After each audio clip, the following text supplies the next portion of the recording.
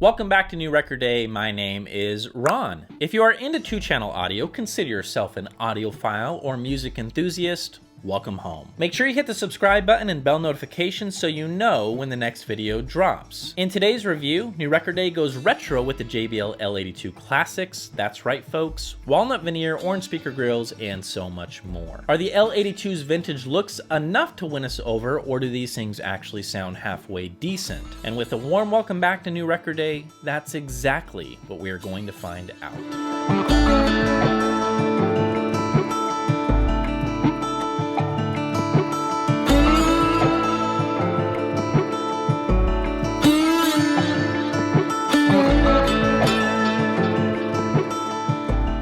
Today's show sponsor, Safe & Sound, is not only our preferred seller for the JBL L82 classics, but they also offer a ton of brands worth checking out. Whether you're in the market for speakers, amplifiers, or anything home theater related, Safe & Sound is a place to shop. With flexible financing options and lifetime tech support, I can't recommend these guys enough. So yeah, join me in thanking Safe & Sound for today's sponsorship, and make sure you bookmark the link down below. All right, guys, before we dive in, I just want to let you know that we are now finally offering some exclusive Patreon content. I have a video ready to rock and roll where I do make some comparisons of the L82s versus other speakers that we have in-house, and I even chat about our favorite gear pairings. If that's something that you might be interested in, you can sign up as low as $2, and all the information is in the description box down below.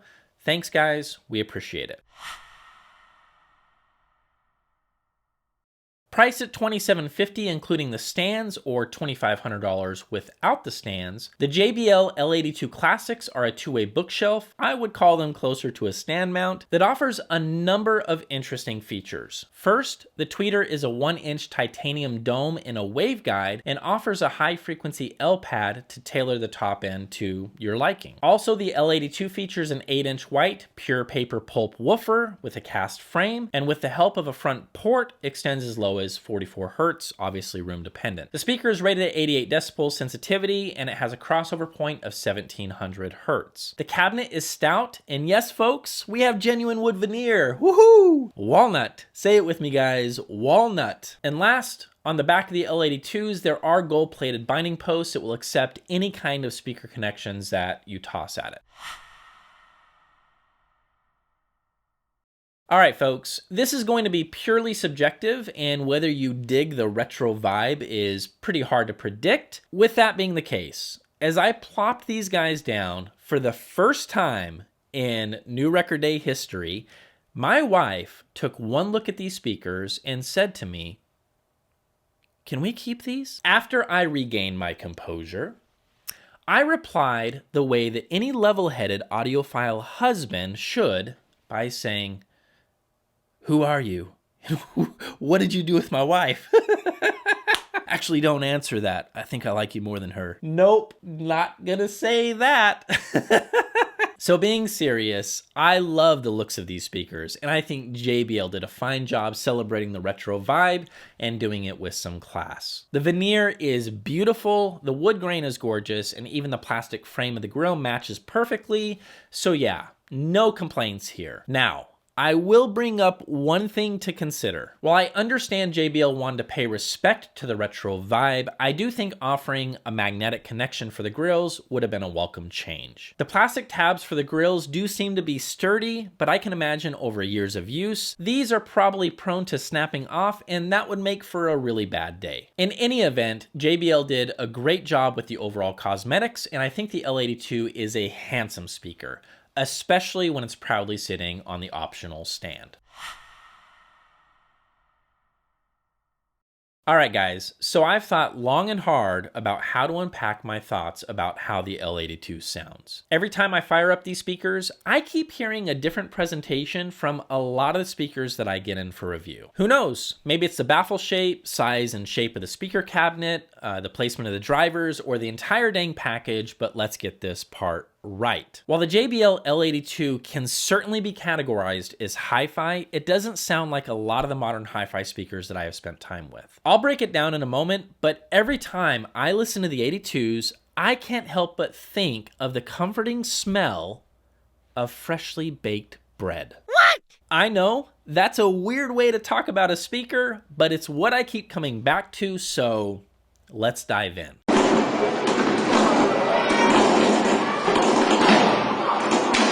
There is something very comforting about the tone of the 82s, and granted, a lot of this will have to do with how you end up using the L pad, but if the retro sound can be likened to the smell of freshly baked bread, well, sign me up. Now, what's been interesting is hearing so many audiophile friends who spent time with the original JBLs during the golden era of hi-fi. They always mention the same thing to me. Ron, those old JBLs were the rock speaker back in the day. They were super exciting and extremely dynamic. I don't know about you guys, but the last time I checked, rock and roll and the smell of freshly baked bread, they don't have a lot in common, so let's tackle these guys and see what the heck is actually going on. All right, so starting with what I believe I'm actually hearing with this bread nonsense. The bass, mid-bass, and lower mid-range of the speaker seems to lead the charge. Everything in this frequency range seems to blossom. It's lush, it's velvety, it's big sounding.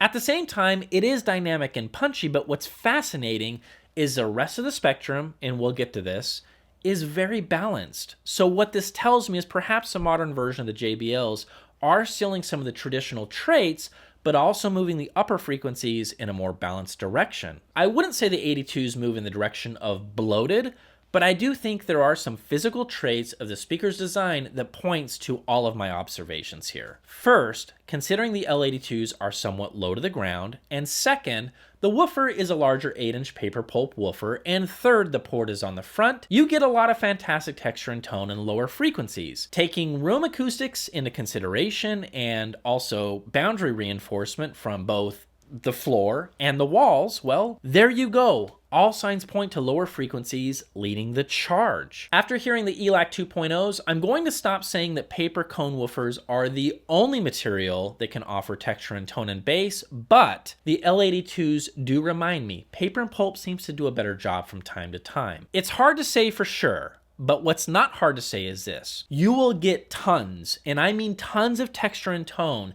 in all things below the belt with the L82s. So yeah, anyone for freshly baked bread? JBL seems to have plenty in stock. Now, before we move into mid-range, I'll tell you that the 82s do play confident into the low 40s in my room. That doesn't quite cross the line of assurance of, do I really need a subwoofer? In my time with the 82s, I'd say the answer is probably yes, but keep in mind, your room and placement will surely provide different results.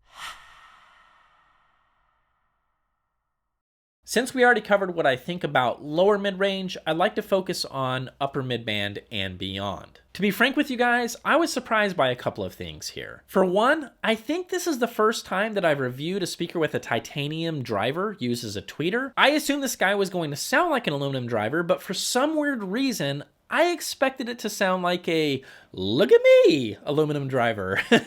We will chat about this more in detail with Treble Impressions, but I gotta say, everything in the upper mid-range, including female vocals, actually sounded really balanced. Like really good. The way the L82 handled electric guitars was especially nice. They had plenty of bite and growl and snap, and they sounded like the real deal. As I listened more, I kept focusing on whether or not the tweeter would try and lie to me about just how vivid the details are in the music, but being totally honest with you, that moment never came. Some of you guys might dip before the measurement segment, and that is a shame. Everything we can see, including the spectral decay of how this speaker performs, matches up with what I'm rambling about right now. I didn't hear anything shouty in the upper registries, and sure enough, the decay of the tweeter is clean and confirms why this might end up being the case. Because the lower mid-range and mid-bass does seem to lead the charge with the speaker, I'm going to say this.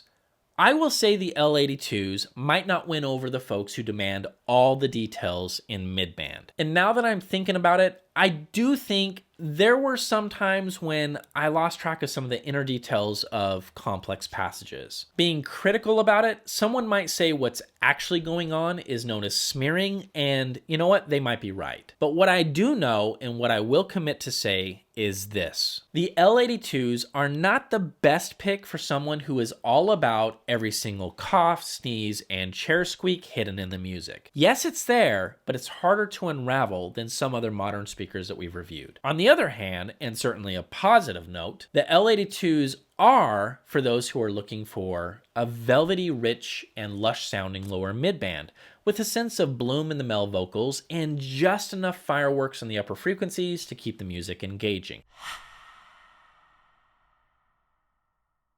Alright, what makes the L82s very interesting is that you are in the driver's seat when it comes to the top-end extension. This does make my job a little more challenging, but the good news is this. As noted in the mid-range impressions, we have started with a really nice sounding tweeter. Regardless of how hot you like your top end, I doubt you will suffer from listening fatigue with these speakers. I've tried the L-Pad in a number of positions, and I've taken plenty of measurements that will give you guys some really interesting data to look at and to consider if you decide to get the L82s. In any event, while I appreciated JBL's marked 0 dB position, I preferred the L-Pad sitting around the 12 o'clock position, and while there, everything in the upper registries sounded really balanced. This tweeter is indeed interesting in that it does express a nice amount of air in the soundstage, and the overall character of the tweeter does remind me of the crisp clarity that I've heard in aluminum drivers. But with this guy, it never calls attention to itself, which for me was proof enough that JBL knows exactly what they're doing. Cymbal hits do sound ballsy enough to rock out, but at the same time, they never scream for attention. Also, what's freaking cool about this is, even though I had nice extension with the speaker, it never overshadowed the rest of the speaker's charm and character, if that's the tone that you're after. Perhaps it's the advantage of titanium, the waveguide, or being able to adjust the L-Pad, but who cares? Everything about the speaker's top end is very easy to get along with. All right, folks, every speaker design on this planet will have drawbacks or compromises somewhere. In my opinion, while I could get the L82s to nearly vanish, its staging capabilities are not what these speakers are all about, and I think I know why. Using LOTS, and if you don't know what that is, it's loudspeaker optimization for Soundstage, and also a great guide, if you don't mind me saying. I had these guys 5 feet into the room, and while there, they pretty much let go and gave me the performance. What's interesting is the stage from left to right, and the depth was actually spot on, but you guys knew there was a but in there, didn't you?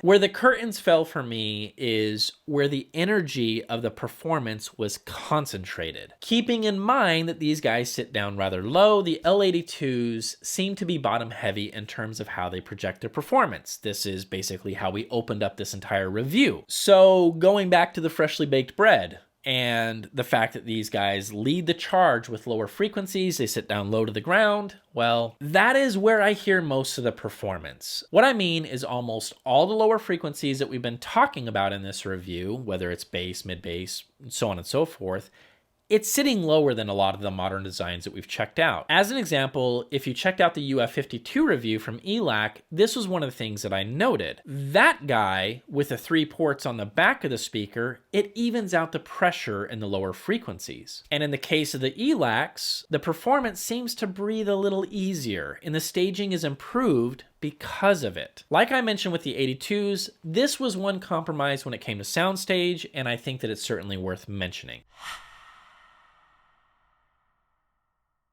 Alrighty, the optional stand looks cool as heck, so there is that. One thing interesting to note. The first time I measured these speakers, I used my own speaker stands, which had the L82 sitting straight up. In other words, without a tilt like they would have if they were sitting on the stands that are made by JBL. Getting to the point quickly, after viewing and questioning all of my measurements, I decided to try the same process, but I used the JBL stands instead of mine. What's fascinating is the tilt of the stand actually ended up with more linear measurements across the board. This might indicate the slant on the JBL stand does indeed serve a purpose and should be considered as part of the package. Now, what makes this complicated is every listening room is different, and I have no idea where the tweeter will end up pointing in your listening room. So I decided to experiment with my stands. What's interesting is while the overall balance of the speaker's output seems to get better with the speaker that is up higher and pointing forward, I just couldn't shake the fact that I still preferred these speakers on the JBL stands. Am I hearing improvements with the speaker's off-axis performance with the JBL stands? It's hard to say. But even with the trade-offs of the concentration of bass down low, I still liked the overall tone of the speaker with the optional stands. So that's a long-winded way of saying just buy their stand, or make a stand with that exact same angle that doesn't look like you made it. Good luck. First thing we're going to look at is an impedance sweep. On the woofer side, I'm showing 12 ohms, and on the tweeter side, between 9 and 12 ohms, depending on the L pad. As we can see, I made some color-coded dials showing how the impedance changes depending on the L pad positions. Last, the lowest point of the sweep shows 6.6 ohms, and that is within the 80% rule of the rated impedance, so this all looks great. Next, using Clio Pocket and a 6 millisecond gated window at 39 inches, I took some shots of the L82s, and here's where we landed. This frequency graph is showing my measured response right between the woofer and the tweeter. The reason for this location is simple. It measured the smoothest, so I chose it as our reference location. And folks, the response to the L82s looks good. Obviously, the tweeter's top end response prevents us from celebrating this guy within the 5 decibel threshold.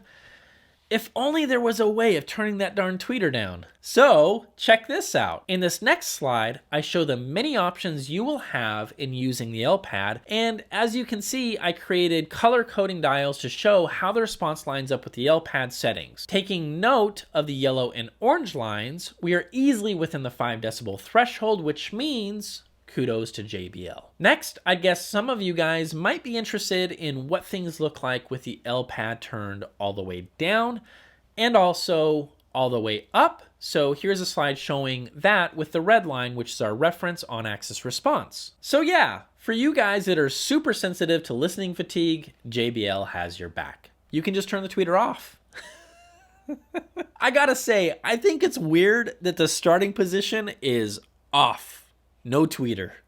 Like who's gonna listen to these without the tweeter? All right, on the next slide, and I'll pull it up right now, we have red, which is our frequency response on axis, and in green, any guesses out there? That, my friends, is what happens when you have the speaker grills installed. So yeah, a little attenuation and something worthwhile knowing if you decide to pull the trigger. So clearly JBL knows how to draw flat lines, but let's take a look at the spectral decay. This all looks really good. Not quite as squeaky clean as the Unify 2.0s, but I gotta say it's impressive. No noticeable stored energy or resonance are standing out, so another kudos to JBL. All right, let's take a look at horizontal off-axis measurements. First, in this example, I start on axis to our reference location and I move a degree wheel 10 degrees at a time away from the port, which is expressed in the following colors: red, orange, yellow, green, and blue. Remember, folks, what we want to see here is a natural roll-off from the on-axis point to the others, and in this example, that is exactly what we see. Not only do we see a natural roll-off, but we also see a pretty tight grouping. Now,